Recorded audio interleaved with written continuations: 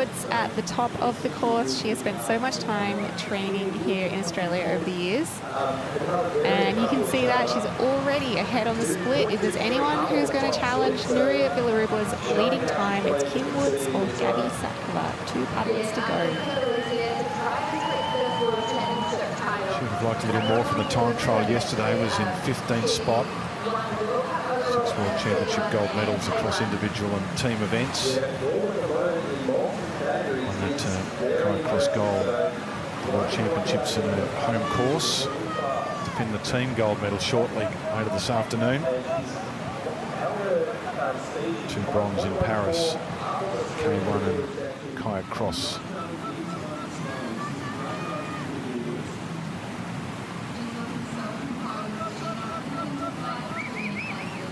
Got some time up at the moment on Villarubla.